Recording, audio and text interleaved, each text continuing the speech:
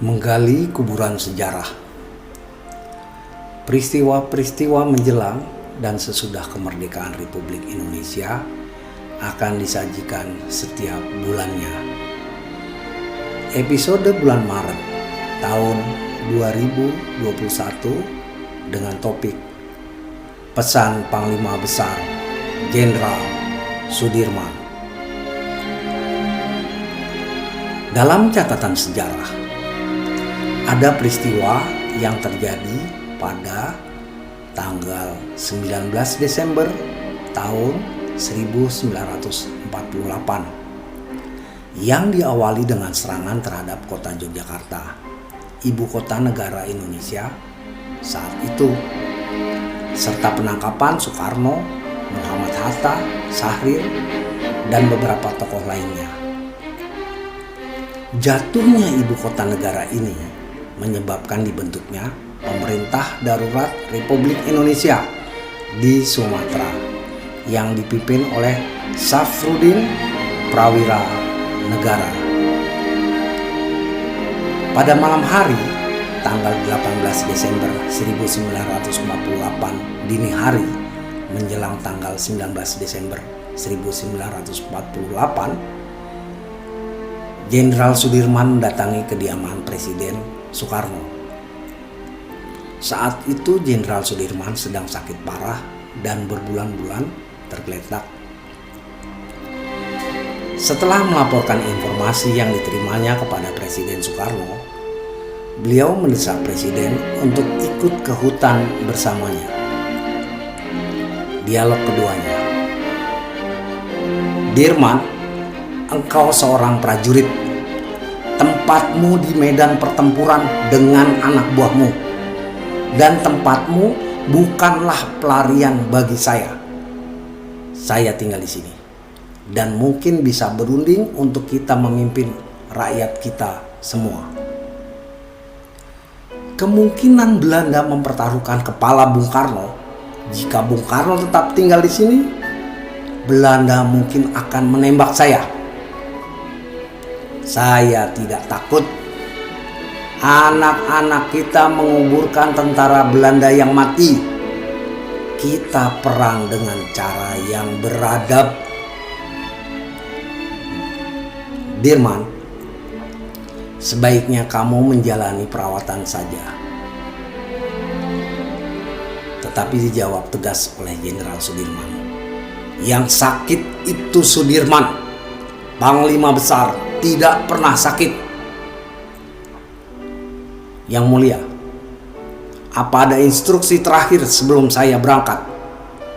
Ya, jangan adakan pertempuran di jalanan dalam kota. Kita tidak mungkin menang.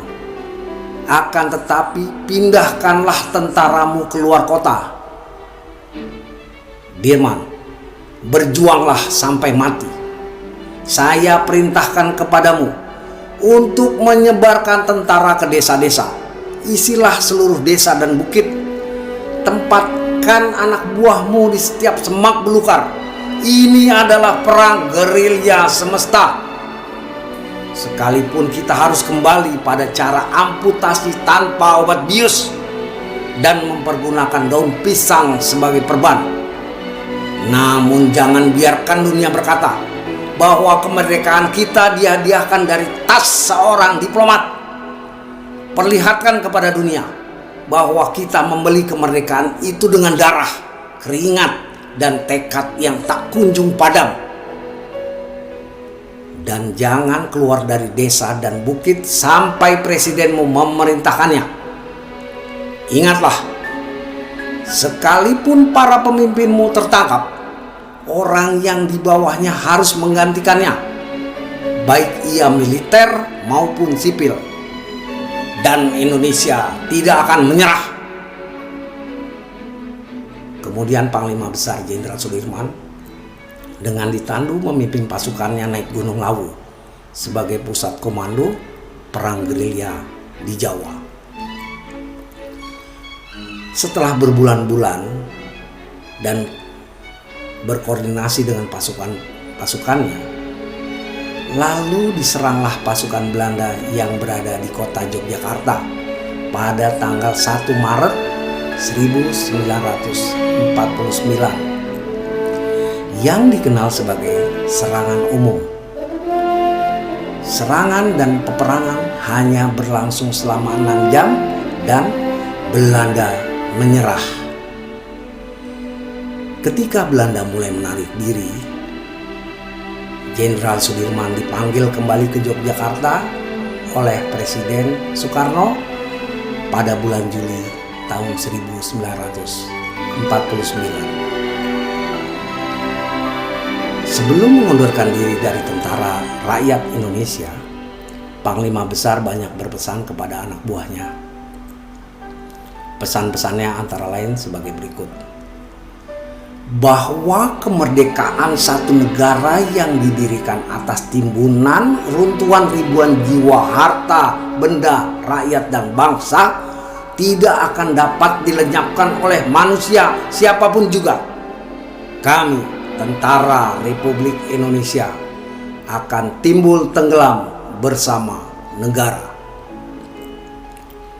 Sanggup mempertahankan kedaulatan dan kemerdekaan Republik Indonesia yang diproklamasikan pada tanggal 17 Agustus 1945 sampai titik darah penghabisan. Robek-robeklah badanku, potong-potonglah jasadku ini, tetapi jiwaku dilindungi. Benteng merah putih akan tetap hidup, tetap menuntut bela siapapun lawan yang aku hadapi. Tentara hanya mempunyai kewajiban satu, ialah mempertahankan kedaulatan negara dan menjaga keselamatannya. Sudah cukup kalau tentara teguh memegang kewajiban ini. Lagi pula, sebagai tentara, disiplin harus dipegang teguh. Tentara tidak boleh menjadi alat suatu golongan atau orang siapapun juga.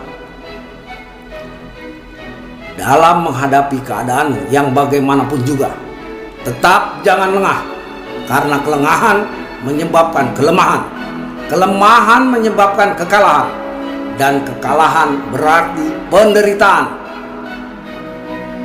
Tempat saya yang terbaik adalah di tengah-tengah anak buah. Saya akan meneruskan perjuangan Niet of Zonder pemerintah. Tentara akan berjuang terus.